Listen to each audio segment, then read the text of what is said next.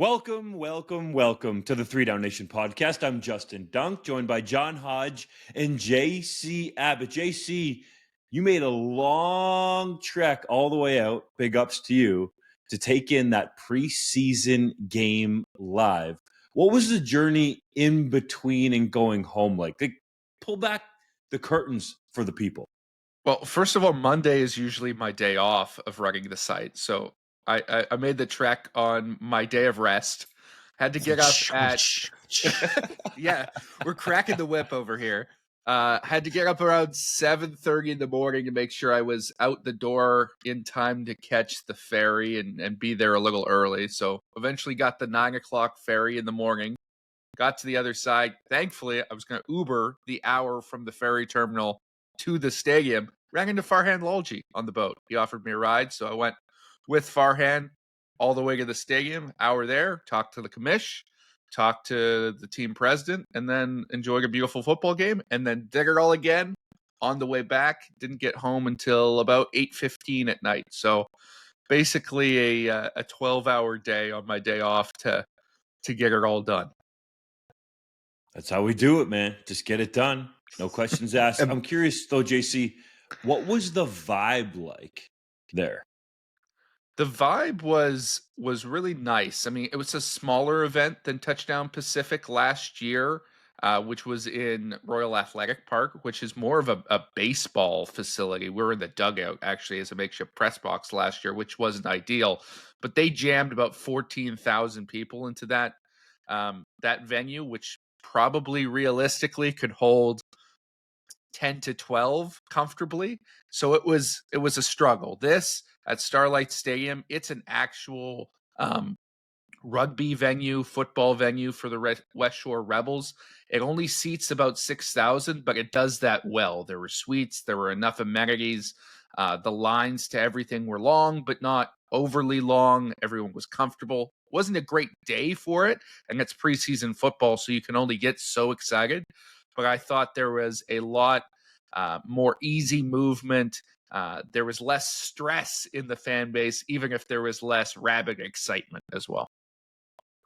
Let's get into the show, boys. I liked when you said it was gray and drizzly, because I was like, that's not necessary to report. We all assumed. But I guess you did your due diligence. And also, JC saying that he left at 7:30 in the morning. Just for context, that's like 5 a.m. to a normal person. So well done, JC. Getting up early in the morning. You did great work. Appreciate it, Hodge did once say that you would never be bright-eyed and bushy-tailed in the morning, but you were for football. Oh, there was no bright eyes or bushy tail. I was dragging myself out like a zombie, but I got there. Nonetheless. All right, let's get to the show, boys. Today we're discussing Matt Dunigan's departure from the CFL on TSN. The BC Lions profiting off big-name concert acts. NFL owners approving players participating in the 2028 Summer Olympics. Dalton Schoen returning to practice with the Blue Bombers. Former second overall draft pick Nick Mardner likely being out for the season due to injury. And the Argonauts signing a CFL draft pick following a stint in the NFL. But first, we actually have a game of football to talk about. JC, you were in Langford, as mentioned, for Monday's preseason game between the Calgary Stampeders and BC Lions. Now that you set the stage from an ambiance perspective, I want to know, what did you think about the actual game, which, of course, the Calgary Stampeders won 26-16. Who stood out to you, and what did you think of the performances as a whole? Well, it reminded me that there's a reason why all the preseason games aren't televised, and that is that preseason football is terrible to watch.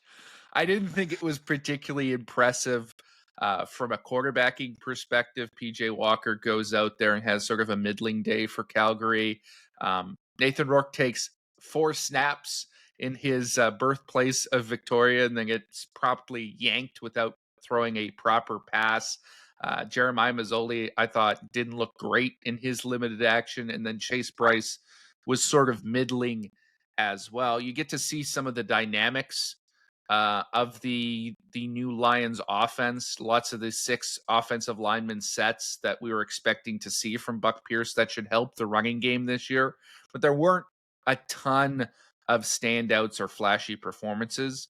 The guys that I will shout out, I thought BC's best player defensively was rookie safety Jackson Finley, their second-round draft pick, who they traded up to get in the recent CFL draft. He was all over the field. They basically played him for 3 straight quarters on that back end, 3 tackles on defense, 2 more on special teams, a huge knockdown on a big body Clemson receiver. Like, he was a beast in his first CFL action. And you'll see, I think they've got to find a way to get him a role on that defense alongside Christophe Beaulieu, who's already a pretty good starter at safety. And then on the Calgary side, I wasn't watching them as closely, but Ludovic Choquette really stood out in that game. Their late round pick, running back out of Long Island University.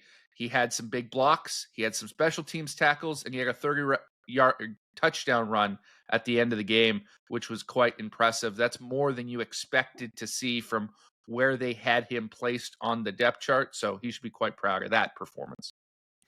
You know, it is preseason football. I think that should be said first and foremost. JC alluded to that. It's great to be excited, but it's not quite real football yet. That's going to start on June 5th in Regina when the Red Blacks face the Riders. That said, though, I'm not usually big on wins and losses in the preseason, but I think this could be helpful for Calgary, who was coming off a last place finish in the CFL last year, to just get a little bit of that winning feeling within the franchise, the team, as they go forward here. You know, Vernon Adams Jr. didn't play, but honestly, my favorite part about the game was his interaction that you saw on social media with the fans. Like, this guy's maturity and the way that he's now going about being a professional.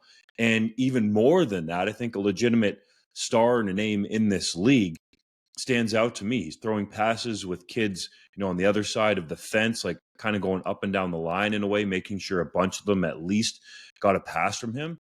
That was really cool. That's how the CFL connects not only with its fans now, but the younger generation. Think of those kids, you know, they're going to go home and talk amongst their friends and, you know, obviously tell their parents about it too, but that they got to catch a pass or throw a pass to Vernon Adams Jr. Like, that's the type of stuff that can be larger than life to really get the next generation. What's the right word for it, boys? Maybe entrenched in your game. Absolutely. I like that as well. And I thought your point is well taken, Duck, about the Stampeders. I thought they were the better team, which you generally do not see, right? Generally, right? CFL teams will send very inexperienced rosters on the road, and they'll play more of their vets at home. Now, as JC alluded to, the Lions only played Nathan Rourke for a small handful of snaps, which frankly I thought was lame. Like, if you're going to play him, play him. I'm not saying you got to give him a half or even a quarter, but can you please have him throw at least one deep shot corner route to somebody of consequence and give the fans something to cheer about? And if you're that unconfident about the protection in front of him, well, then dress one of your 2 starting tackles, which they did not do. They dressed backup offensive tackles. I didn't like that. I thought that was lame. But I did not think the performance of Jermaine Jackson was lame. We talked about the BC Lions needing a player to step up in that receiving core to push Aiden Eberhardt and Stanley Berryhill. Jermaine Jackson, I've got his official pro day numbers in front of me. 5'6.5", 176 pounds soaking wet, runs a 4.58 with 28-inch arms. Those are not the measurables you typically want to see from a prototypical receiver, but this guy was absolutely explosive after the catch. I loved his shiftiness, his ability to generate separation in space. I don't know if he's necessarily that wide out body type that you're looking for, but for a guy who you can put into the slot, a guy who could potentially contribute in the return game. We know incumbent Terry Williams is not back, for instance. I thought that he was a standout for me. Somebody who I did not think was a standout, somewhat surprisingly, was PJ Walker, the longtime NFL quarterback, 30 years of age, who got the start for the Stampeders, played the whole first half. He went 8 of 16 for 77 yards, had a couple of drops in there. Obviously, the Stampeders receivers weren't at their best, but for a guy who has 6-7 years of pro experience, predominantly in the NFL. Also had a tremendous partial season in the XFL back in 2020 before that league hit the skids due to the pandemic. I was expecting a little bit more, not a lot more, but I think I was fair to expect a little bit more. So I'm very interested to see, assuming VA gets the start on Saturday when the Stampeders host the Elks for their second and final playoff game, I'm interested to see how PJ Walker looks when he takes over the reins. Your point about Jermaine Jackson as well taken there, Hodge, and I thought he looked great as a receiver, but I was also surprised that he appears to have this starting kick returner job on lock at this stage. The Lions have talked a bunch about all the options they have. They hyped up Jason Huntley's signing in the offseason, but then Jackson basically was the exclusive returner for three quarters of action on the island. That would indicate to me that he's pretty well set up and well positioned at this point to make this football team. Unfortunately, the other note that we should say about this preseason game was that it was marred a little bit by injuries. There was a lot of players going down. The Lions were surprised by how much they had to deal with in terms of the walking wounded and the casualties. Not lots of nicks and bruises, not a lot of serious injuries, but the Lions did dodge a bullet with George Una, their first round pick from 2024. He was sort of their hopeful projection at right guard, was looking really good on the first series before he went down with what looked like a pretty serious leg injury. I've been told it's just a sprained ankle. He's going to be out for a couple of weeks, may not be ready for the season opener, but it's not a long-term concern. He's not going to miss the season. We can expect to see him starting down the line. Some of the other guys who were injured in that game aren't going to be so lucky. David Durden, the rookie receiver who caught the touchdown on that opening drive, he hurt his leg late in the game, and he is probably not going to be able to return. You have to think that will end his hopes of making the roster this year. And it looked like a pretty serious injury on Calgary's side to American rookie fullback Ryan Jones, who had a splint on his leg when he was being carted off.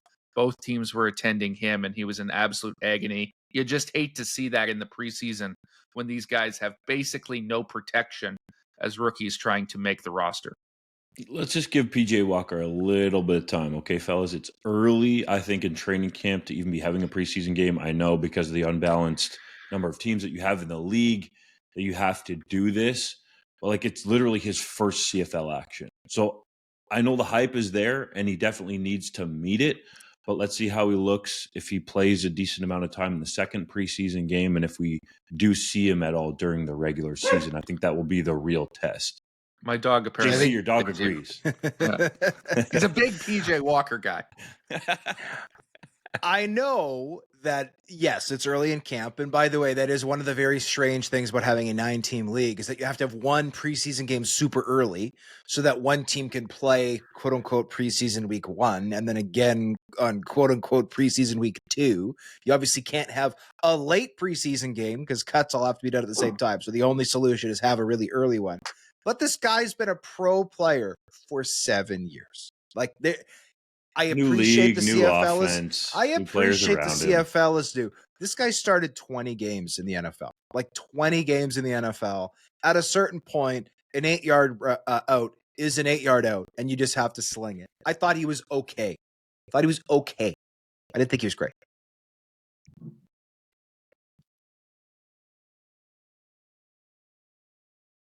Justin, you were bringing in the next segment. Oh my gosh, I'm looking at the wrong one. Here we go. Todd, you exclusively reported Matt Dunigan will not return to the CFL on TSN. What can you tell us about the 64-year-old's departure from the network? I mean, I can't say much about it. I know more than I've reported. The only thing I'll say is I think that there was some speculation from people. I know I got a ton of comments on social media from readers and listeners and viewers asking or wondering if this was some type of health crisis or some type of health related thing. I've been led to believe that this is nothing to do with the health of Dunigan. Obviously, I can't speak for Matt Dunigan. I reached out to him for comment. He has not replied, but I don't believe this is a situation where people should be sitting at home panicked that Matt Dunigan is ill. I don't believe that health has been a factor in this decision. The other thing I'll say is this is kind of in a way the end of an era. I mean, Matt Dunigan joined the CFL on TSN in 1999, and outside of 2004, when he was the head coach of the Calgary Stampeders, which, by the way, is something I always forget happened. Like, I do not think of Matt Dunigan as a CFL head coach, though he technically was one for a year. You don't Full remember credit the to Kevin him. Federick era? I do remember it. Like, I was alive for it. I was a teenager for it. I just don't remember Matt Dunigan as a head coach. I remember him. Actually, I'm too young to remember him really playing, but I've seen so many highlights. I feel like I grew up watching him play. And then I've obviously seen him on the panel for 25 years. And again, outside of that one 2004 season, he has been on the CFL on TSN consistently since 1999. So it does feel like the end of an era there. Obviously, he was primarily a panelist and analyst for TSN. Occasionally, however, he would do color commentary. I personally always enjoyed him in the booth with his colorful delivery and his colorful choice of language. So I will miss seeing Matty on the panel and on TSN. But his time has come to a close. We do have some intel as to who could be up to bat to replace him. I'll leave it up to Justin for what he wants to say about it. I think when it comes to Dunigan, I understand where fans are coming from with the outcrying of maybe outrage or mourning for his departure. I feel it too, because as you laid out there, Hodge, in my lifetime of watching the CFL, there's really never been a season that I can recollect. I was pretty young for that 2004 one, where Dunigan wasn't part of the broadcast. I grew up with him delivering the CFL action to me. I mean, his antics and his sort of jumbled delivery at times, it was comical, it was engaging, he was fiery. Wasn't always the cleanest or the most polished, but he was certainly a guy that a lot of people gravitated to. And when you're watching someone for so long, you really gain a connection. But the flip side of that is things stagnate, right? And I think we can all agree that for all the respect we have for the guys who work at TSN and everybody on that panel and what they did as players and now in the media space, things had stagnated there, and there needed to be changes to attract the next generation of fans and to reinvigorate that broadcast. And you can't demand changes and then also ask the network to keep around a 64-year-old, right? That doesn't work. Those two things do not mesh. To get one, unfortunately, you're going to have to make changes to the other. And that's, I think, what happened here. TSN's going to go in a different direction.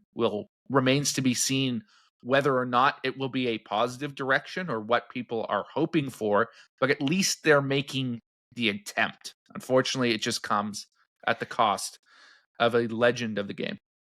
JC, I think that's very well balanced and said, as much as some of that or all of that might be difficult for Matt Dunigan or the close people around him to hear at the moment. And I don't want to always be in the game of, comparing the CFL to the NFL, but I will in this instance, because I think it's relevant. If you look at the NFL pregame and postgame shows, those panels change pretty frequently. And the competition to get on there is strong. And I think that has been somewhat lacking for the CFL on TSN. And Matt Dunigan just happens to be topical because of his departure. But it makes a lot of sense, right? There are players who leave the game, then go into NFL media training to try to get on those panels or be on NFL Network or, be on CBS, NBC, Fox, ESPN. They're coveted roles. And I think that's where we need to get to with TSN, potentially in the future. And it sounds like they're at least going to have the first right of refusal, according to Stuart Johnson, in terms of the broadcast rights, because where there's competition, just like all these guys competed on the field, that's going to bring out the best. So I hope that's something that's learned here through this process, as difficult as it can be, because when you have long-standing relationships with not only your colleagues on the panel, but arguably more importantly, the people behind the scenes that do so much of the grunt work, to make you look great on camera that it's difficult to say goodbye. But I think within this change, there can be a new fresh coat of paint, let's say, or a whole new vibe potentially around the panel going into the future. I'm not going to say who I've sourced and know is going to join the panel in some form or fashion. You'll have to keep it tuned to 3DownNation.com for that. But what I will say, fellas, is with Matt Dunigan not returning, the CFL and TSN does not currently have a former CFL quarterback within its roster of commentators, color analysts, or panelists. To me, that's a gaping hole. I'm not going to sit here as a former Canadian University quarterback and say quarterbacks know everything, but I think you need to have one. And there are some guys out there that I think would be intriguing, that if you can entice them to be a part of TSN's coverage, would be excellent. But that's not who I'm hearing, at least the one specific person. It's not going to be a quarterback that's going to come in and take over at least some of the role for Matt Dunigan. But I think if you're the CFL and TSN, right, you had a lot of eggs in the Henry Burris basket, right? If you go back 5 or so years ago, multiple time MOP, multiple time Grey Cup winner, obviously gregarious personality, a guy who made headlines in his career for great plays, but also for viral moments, right? Henry Burris once told the CFL and TSN panel to shove it, and then famously joined them just a few years later, like a fiery personality, but a likable guy who, by all accounts, conducted his business very well and very professionally off the field for his almost 20-year playing CFL career. Obviously, the coaching bug bit Henry Burris, and he's been doing that for the last many years. So I agree that having no quarterback is a problem.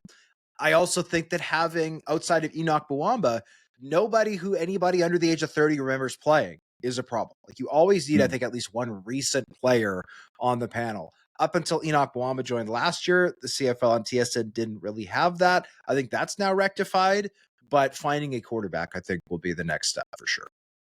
The challenge to that is I think TSN has made it clear in their actions, if not overtly saying it, that they don't want to be in the business of flying people in every week for the panel anymore, right? They'd like them to be located in Southern Ontario. So unless you're a quarterback who is making his full-time home in that region, I don't think they want to spend the money to go out and get you. That eliminates guys that we've talked about in the past, like a Travis Lulay, who would be great on the panel, who doesn't live in that area of the world, or a Ricky Ray, if you were to look at the dream big. He's not in that area and has no interest in doing that. So even with the active quarterbacks, who's going to make the jump to solidify himself? We've always talked about Bo Levi Mitchell. I've been told he's back in the States now. He's moved back after briefly moving his home to Hamilton. He is now in North Carolina or South Carolina, one of the Carolinas. And that could potentially eliminate him from the panel down the road. There was a quarterback that used to live in the GTA, somewhat under the radar, fellas. That was Darian Durant.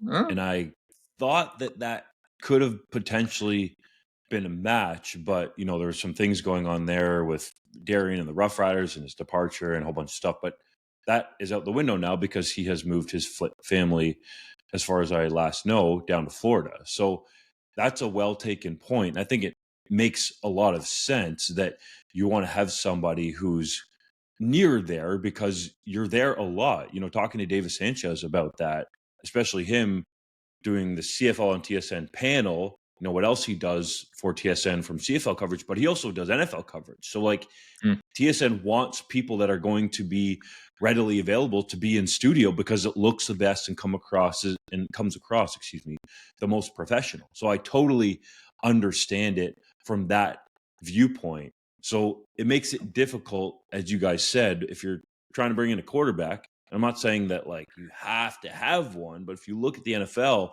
the big time names who are color guys and are on the panels, there's always a quarterback. Look, Matt Ryan, I think is on CBS. You got Tom Brady on Fox. You got Tony Romo doing color on CBS, and on down the list. There's usually always a quarterback. Kurt Warner does a lot of stuff with NFL Network. I think that's a key, and usually those are the types of people that the fans know the most. The one at the moment, if we're talking about just guys that live in the GTA, that could make sense if you're TSN and you might want him, is Zach Collaros, because he makes his offseason home in the GTA. But he's been on the record as talking about wanting to go into coaching. So unless he makes that switch, then you're going to be looking for another quarterback. That's right. I like when your dog barks because it makes me feel confident. He only about my barks point. when you are making points. So clearly he's a big Justin Gunk guy, and he's just trying to lend his support. Or he wants me to shut up. One of the two.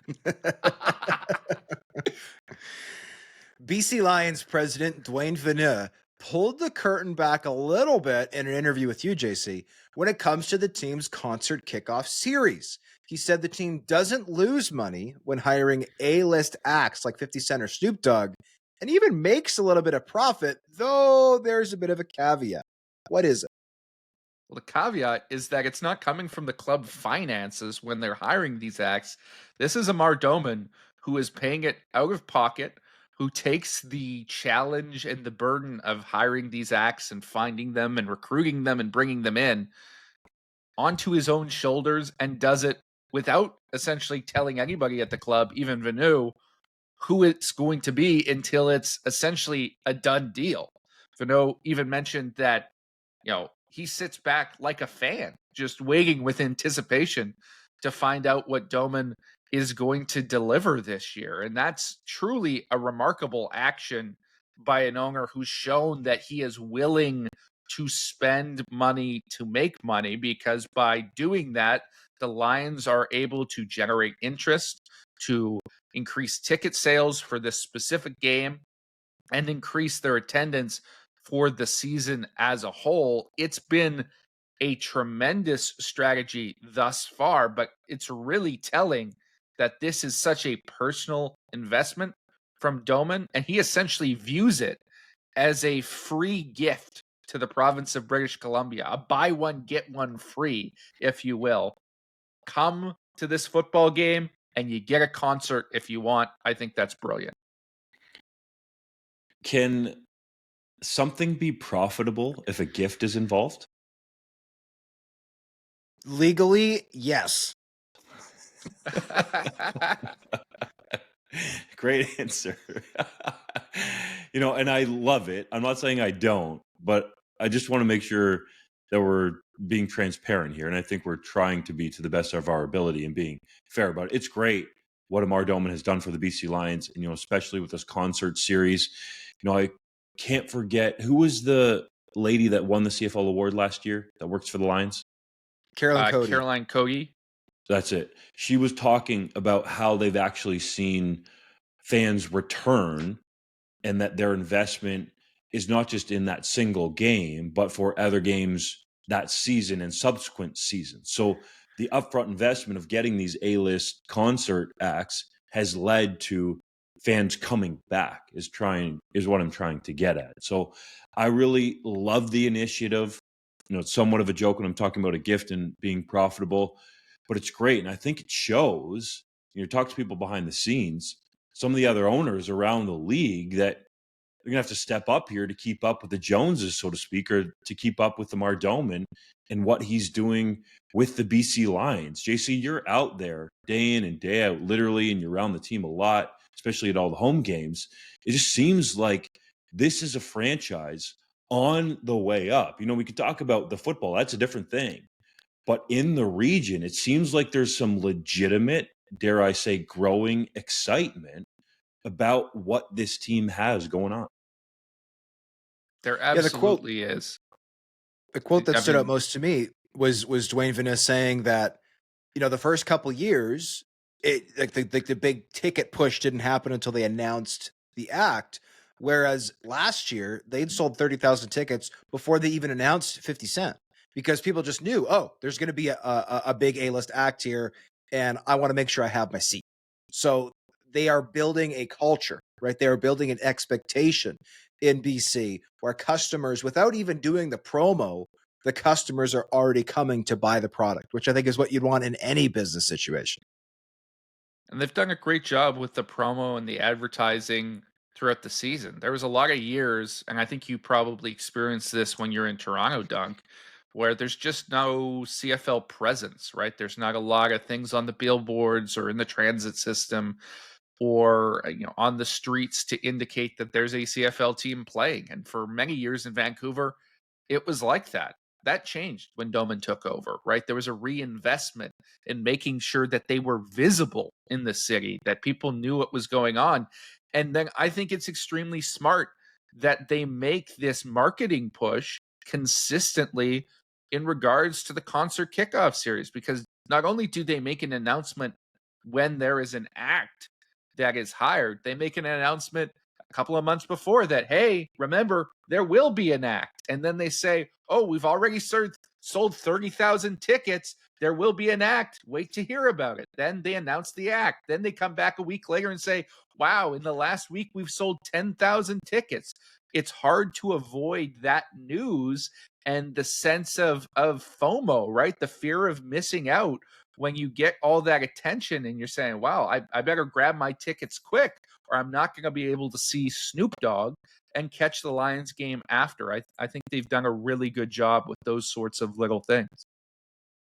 Well, and I think you laid these numbers very well out in your piece, JC, which you may or may not have gotten from me, but that's okay. The Lions averaged in 2019 17.8 thousand fans per game. That's the last full CFL season before Doman bought the team. In 2024, they averaged 26,000 or 26.9 thousand fans, just shy of 27,000. Now, people will say, well, but that's numbers inflated because of the 50 Cent concert, blah, blah, blah. Fair enough. I think it's also deflated partly because, of course, Touchdown Pacific only had a capacity, as we talked about, of 14,000 games. So if you take out the concert kickoff series game and Touchdown Pacific, one of which had a larger than normal crowd, one of which had a smaller than the normal crowd, the 7 other regular season games at BC Place averaged 24.8 thousand. So over just a 5-year span, we have seen the Lions go from 17.8 to 24.8. That is a very substantial increase. That's in and around 40%.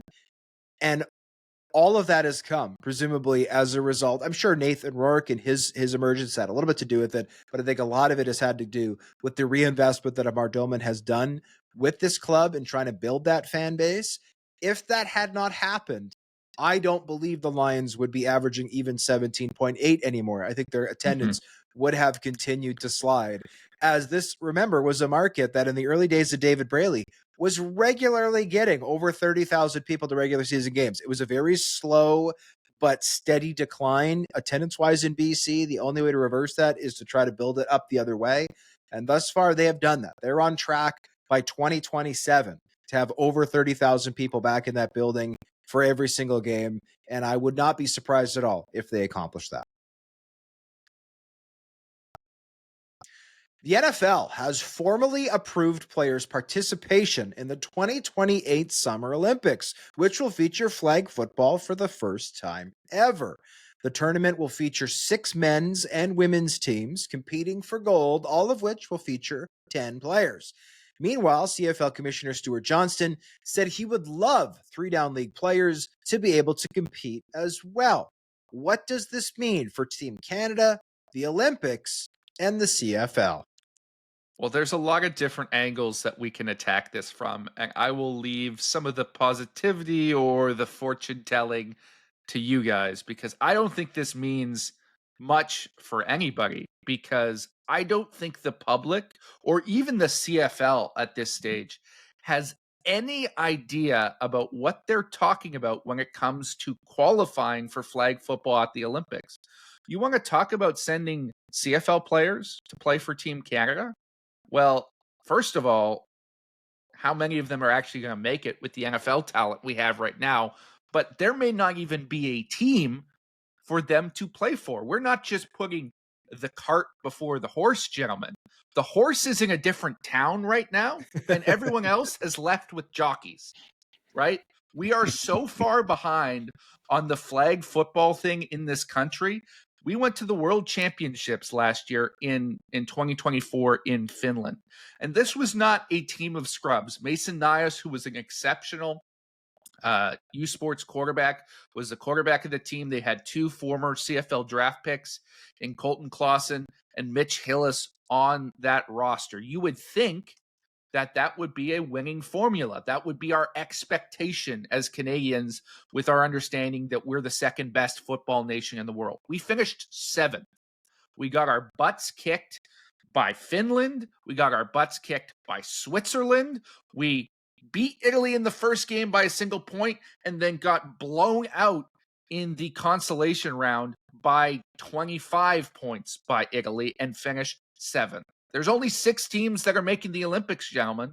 We've got to make a step forward if we want to get there, and we're not going to be able to rely on our NFL or CFL talent to do the qualification. That will all come before they're involved. So the hiring of Paul LaPolice was the first step in that direction to try and catch up and build this program. But there's some serious reckoning and some serious work that needs to be done leading into the 2026 World Championships and the qualification events beyond that to ensure that Canada is even in the tournament. Because right now, that 7th place seed, that was an overachievement based on where we've been ranked in the world. It does not look great for Canada. There's so many different directions to go. And I first want to start with the name you mentioned there, Paul LaPolice, because no disrespect to Paul, it hasn't really worked out well for him as a head coach in the Canadian Football League, which is a league that he's been in for how many years, fellas? And now you're going into a completely different game. One game that I'm not going to sit here and pretend to know. JC probably has the most knowledge about it of all 3 of us. But I'll just give you this little story, okay? Shortly after university, one of my buddies who was living in Toronto was playing flag football or touch football, one of the like. I think it was flag football. And he asked me to come out and play. I didn't really want to because I don't think you can quite get back to that compete level that tackle offers if you're not full go. But anyways, went out and played, and we showed up, and the other team, looked like a bunch of honestly fat, out of shape dudes that are in their 40s that we're just going to run over. But this team had been playing together for years and knew all of the intricate rules that flag football offers. Now, we almost beat them, which actually shocked some of the younger players on the team that I was moonlighting with, I guess we'll call it, because no other team had even come close. But that goes sort of to JC's point into a bigger point. Even talking about the NFL players in this, the way the rules are constructed right now, it's a completely different game. It's my personal, I don't want to say belief, but I would make a personal suggestion that I think the NFL has pushed this so far along because the NFL is trying to compete on a global stage with soccer, okay?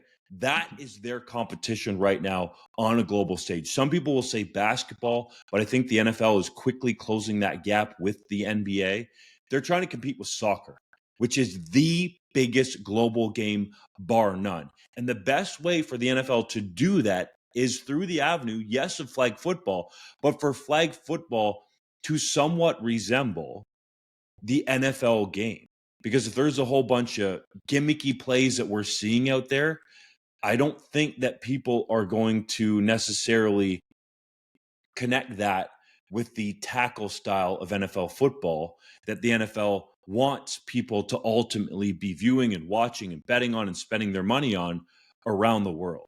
So I think there's a couple of different things at play here. Let me just go back to my first point. I'm not saying Paul LaPolice can't get it done, but even if Canada qualifies for the Olympics, which as JC laid out is a little bit of a long shot right now, I think they can make the changes to get there. But I don't think Paul LaPolice would be the head coach at the Olympics, with all due respect, because you look at some of the other names out there. I'm not going to go into it yet. And then as JC touched on, I guess I'll leave this for Hodge, but the pool of NFL players you look at right now, if the game is going to resemble mostly NFL players, or if people believe that NFL players are the potential best athletes on the planet, now that's a debate probably for another day, then the CFL might only have a couple, they'll be lucky to have a handful of players. So I don't think you need to pause the season, and we'll go down the roster here in a second. But I think those are two key things. That flag football is a very different game. And Paul LaPolice is going to have to make a massive transition here just to give Canada a decent chance, let's say, of qualifying for the Olympics. Justin, you talked about beating a bunch of random chunky dudes who looked like they were in their 40s. And I just want to say the least you could do to JC and I is use our names, okay?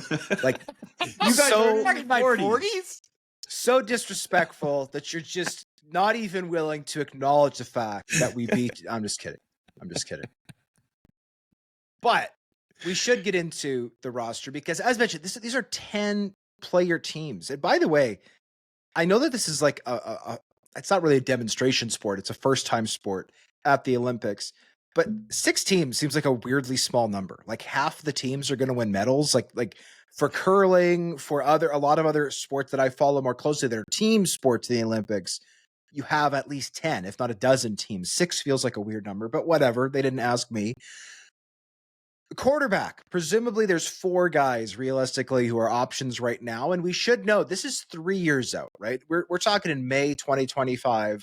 The roster for the Olympics will probably be put together roughly in this month, 3 years from now, right, in 2028. But right now, it'd be Taylor Elgersma, Curtis Rourke, Nathan Rourke, and Trey Ford. By the way, Nathan Rourke will be 29 in the summer of 2028. Trey Ford will be 30. So maybe a little bit older than your average flag football player, but still young enough, I think, to get it done, be athletic, all those good things. Running back, you've got 2 good NFL options right now in Chuba Hubbard and Chase Brown. Receivers, you've got a ton. You've got Alec Eilmaner, the 3rd-round pick to the Tennessee Titans this year. You've got John Mechie, Josh Palmer, Jared Wayne, Chase Claypool. Obviously, Claypool not on our roster right now. Wayne, a bit of more of a periphery guy, but all good players. And then defensively, just in DBs, you've got Javon Holland, Sidney Brown, Dean Leonard, Benjamin St. Just, and Taylor Rapp. Now, Rapp will be in his early 30s by the time the Olympics rolls around. Ben St. Just, a big-bodied press guy. To me, that doesn't translate to flag football, but the point we're illustrating here is you could put together, depending on who the quarterback is, a full Team Canada for the Olympics comprised entirely of NFL players. So I know that was a conversation that you had with Stuart Johnston, JC, was, well, how do you handle if the CFL, because obviously the difference is in the NFL, they don't have to pause anything. Their season doesn't start until September. Having a bunch of guys go out and compete in the Olympics in July is not a problem. For CFL, that is right in the heart of the CFL schedule, like week 6, week 7, week 8. To me, looking at this roster, there is no need for the CFL to press pause on their season. Would it suck for the Edmonton Elks or whichever team has Trey Ford under contract at that time if he were to hypothetically become the quarterback of Team Canada? Yes, but guess what? Every team loses their starting quarterback for a game or two. It's bound to happen.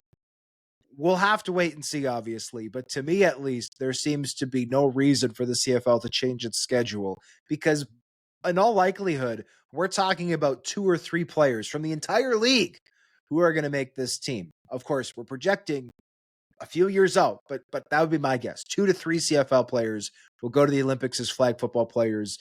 If that's the case, there's no need to change the CFL schedule. Yeah, right now, as it stands, and again, things will change a lot in 3 years, but there's exactly 2 CFL players that I would put on that Olympic flag team if it was happening in 2025. That would be Trey Ford as my quarterback, because I think he is far more equipped to what the traditional flag game looks like. I know to Justin's point that might change, but as it stands right now, his ability to move around and make people miss is far superior to the other options. I think he would be my quarterback for a flag team.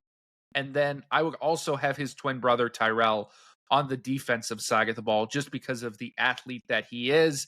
I think he's quick enough that he can flip over to offense if we need. Keep in mind, right, if there's an injury here, and you're only bringing a roster of 10 players and you've got 5 aside, you need a guy who can Travis Hunter a little bit. I think Tyrell Ford can probably do that for you if you need him to. That's really it. And that could change going forward with the way NFL rosters shake out and a bunch of Canadians get backlogged on the same team, like we've seen happen with the Dallas Cowboys in the past, where we've got 3 or 4 Canadians on the same roster. Well, that might influence it as well, because the NFL rules are going to dictate that only one player per team per country can participate. So at this stage, like Jared Wayne and John Mechie could not both be on the Canadian team because they are both members of the Houston Texans. So you would have to pick one or the other. All of that will come into play. But the other thing we haven't discussed, gentlemen, is there's a whole other pool of college players that would presumably be eligible as well, who also would not be in their season. They'd be in the off season. So would you rather have a Jet Elad in your defensive backfield? Is there going to be a compelling option at that stage at quarterback or at receiver that potentially takes one of those CFL spots that you could project right now? I think all options are on the table, and it's not going to be a guarantee that we see any CFL players whatsoever, even if Canada qualifies. Tyrell Ford is a great example, JC, and I think it drives home the point that you have to have the versatility. Tyrell Ford told me in a sit down during the CFL car wash that he feels like he could be a 2,000-yard receiver in the Canadian Football League. And I don't blame him. He's caught passes from his brother for the majority of his career, until Waterloo and in the pros, but they did it, essentially when they were growing up together, just shredding defenses in Niagara. So I think that's a great point. And I just want to be clear, like, what JC's saying is not necessarily a shot at CFL players, but half of them essentially are American. There's some globals there. And then you're looking at like the elite athletes. There's one guy for me, I think, that could be in the mix because of his versatility, and that would be Nick Dembski. But again, we're projecting this out 3 years, right? So no disrespect to Justin McInnis, who's more of a jump ball guy and uses a waggle, but I don't necessarily know if he fits the flag game well. Like, that's something that admittedly I need to learn more about. And I think all of us, as we go through this process to see what potentially happens with Team Canada qualifying for the Olympics as well. So I think you can drill down a little bit more there, but this point really illustrates that, if people view the NFL as the best league in the world, and that's no disrespect to the CFL players, that roster at least largely is going to be made up of NFL players. Tyrell Ford and some of the other guys that you're going to look at in the CFL have that NFL caliber, just didn't get a legit opportunity, let's say, in the NFL. I think Tyrell Ford could legitimately be playing in the NFL or could easily be on a practice roster with his athleticism, but it comes down to a numbers game. For this purpose, though, I think it's going to be really intriguing to watch the process play out. And I think JC's point stands out the most, is that it's not going to be NFL players or current CFL players that get this team to qualifying for the Olympics. And, based on some conversations behind the scenes, what needs to happen here is that Team Canada or Football Canada, whoever's directing it, Paul Appleese, they need to have an all-star team. It can't just be sending Mason Nias and the Canadian champions, with all due respect to the World Championship. It has to be the best athletes that fit to sport that can also come together as a team.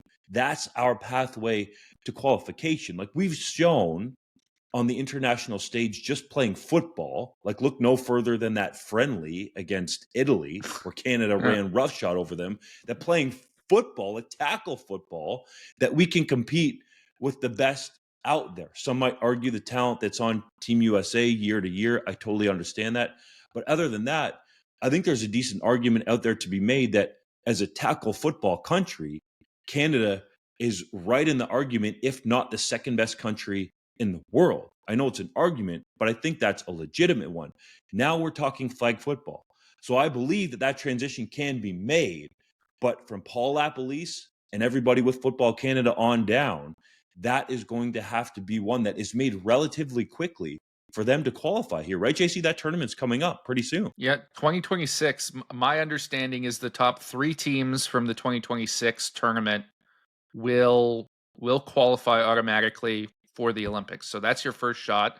The US will presumably get an auto bid because they're the host nation. That's typically what happens, although they would be one of those top 3. So presumably it's really the top 4 from that tournament. And then there will be another makeup tournament the following year to fill out the last 2 spots. That doesn't give you a lot of time. Now, I think using my horse analogy from the start, right, we've got the second fastest horse in the world, right? I think we can make up that distance if we try really hard and we all pull together on the reins. But we've got to prove it. Right now, we have not proven it in this particular arena, and I'll remain skeptical until I see it come together on the large stage.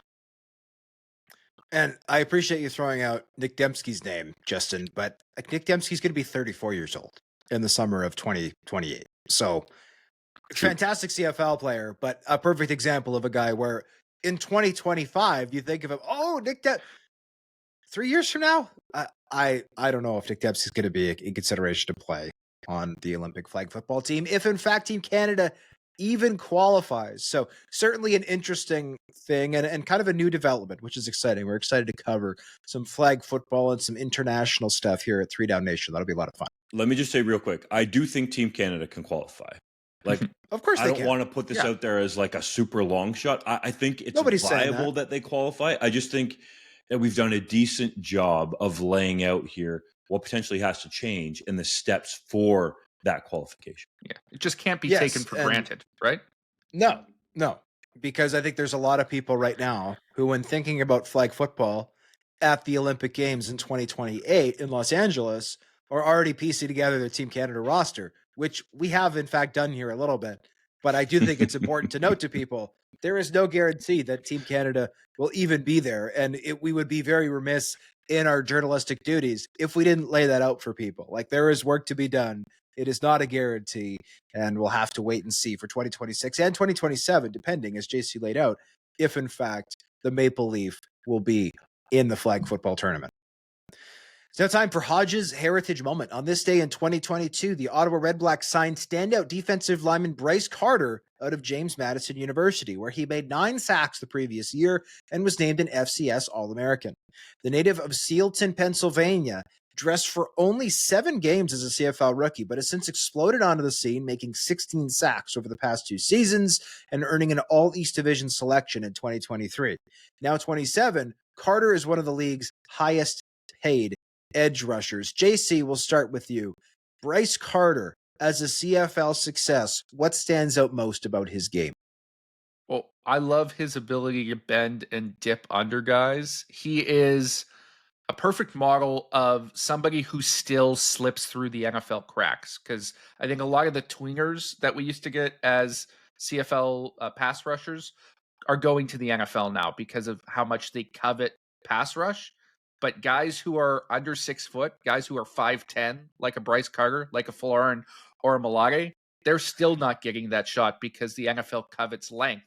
So these are the players that we have to target in the CFL to be tremendous pass rushers. Carter has proven it, or Malade has proven it. I think he's a stud and still is underrated by CFL fans. Great find by the Ottawa Red Blacks, but I'm curious, fellas, how well can you bend and dip?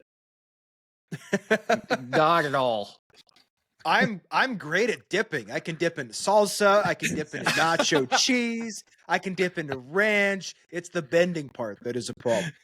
I tell you what, Doug, actually, I lied. I'd be a great bender if I was a CFL edge rusher, because as soon as the tackle hit me, my body would bend the opposite direction and snap in half. Boys, come to hot yoga with me. We'll get you bending in all different kinds of ways. No. Fine. 3-minute drill. CFL Commissioner Stuart Johnston said he supported negotiating down Zach Collaros' suspension from 2 games to 1. Did that surprise you? Not really. And Johnston did say that this was more or less decided by the time he came aboard. I still wish we had more details as to what the extenuating circumstances were, but it was nice to get Johnston's take on the record for this. Based on playing against him, Levi Mitchell thought Kenny Lawler was going to be, quote, an a-hole, but said he's actually, quote, probably the best teammate on the team. Does that make sense? Well, it's certainly an interesting commentary from your quarterback, but I liked that Bo was comparing Lawler to Simone Lawrence. I think that should get people fired up in Hamilton that he thinks they are leaguers of a similar ilk. Trevor Harris compared Riders receiver Joe Rubistelli to Greg Ellingson. That seems like awfully high praise, no? It definitely is, but two things to note here. Trevor Harris doesn't dish that kind of praise out often. So if Harris is saying it, it's warranted. And Robustelli's story, guys, is unbelievable. The fact that he's even on the cusp of making, let's call it the active roster in Saskatchewan. Dig into it a little bit. JC, you had the piece up at 3DownNation.com. It's a really unique, possibly a positive only in the CFL type story. The Ottawa Redblacks will likely be without former second overall CFL draft pick receiver Nick Mardner for the season after he suffered a knee injury in practice. Is that a big loss? It is. He started all 18 games as a rookie. Wasn't super productive, put up 300 yards, but I think was poised for a bit of a breakout year after getting his feet wet in 2024. I think the important thing for Ottawa is how well they drafted at the receiver position, taking Keelan White, who I think is a high floor guy who's going to be able to start right away, and then Ethan Jordan, the Wilfrid Laurier standout, who can fill in that backup role behind him. The Elks have signed former first-round pick Francis Bemi, who was cut by the BC Lions. Can he rejuvenate his CFL career in Edmonton? I hope so for his sake. I liked him a lot coming out in the draft. He just really hasn't found his fit in the CFL, and I think the stiffness issues he had in college have really reared their head as well. He'll have a chance because Noah Curtis is on the injury list, but I don't know that it's going to be a long-term fit.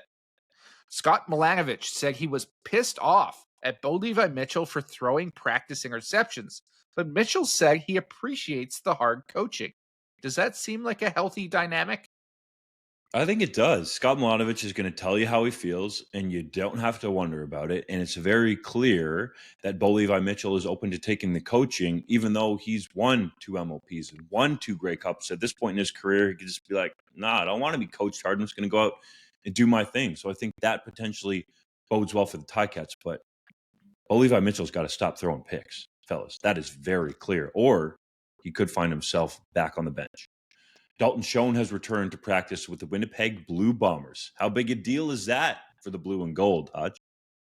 Huge. I think it's hugely important for the comfort of Zach Callara. Zach called Dalton Schoen the smartest player on the field, and Mike O'Shea has regularly referred to Dalton Schoen as the best receiver in the CFL. So I think Schoen being back will have a hugely positive impact on Winnipeg's passing game.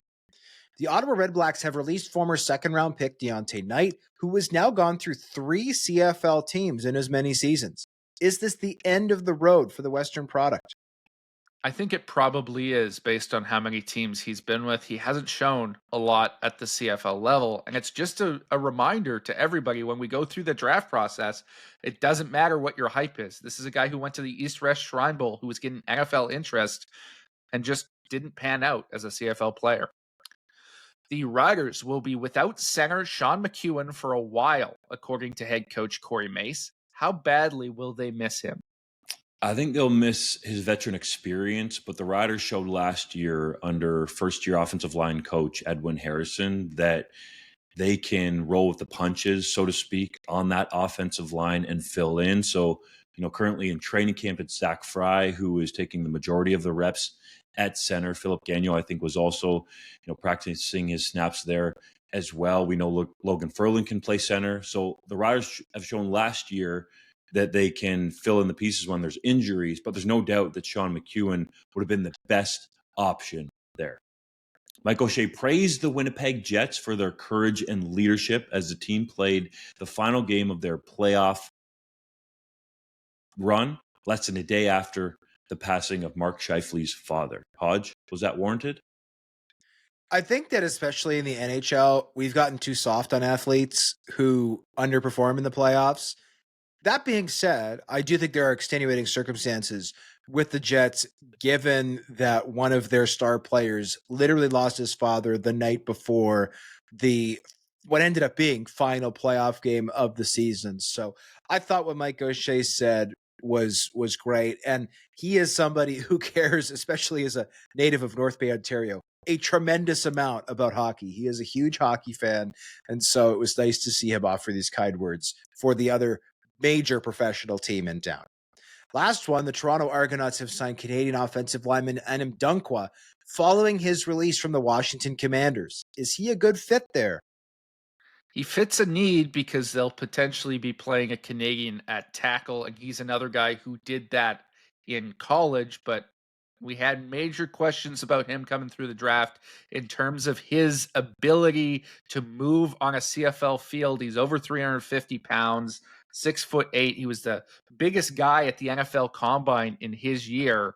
I don't know if that's going to translate. I'll be interested to see it.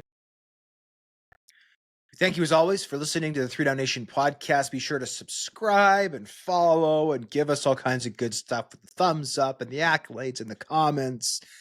We'll see you next week when we recap 4 preseason games across the country. And it's going to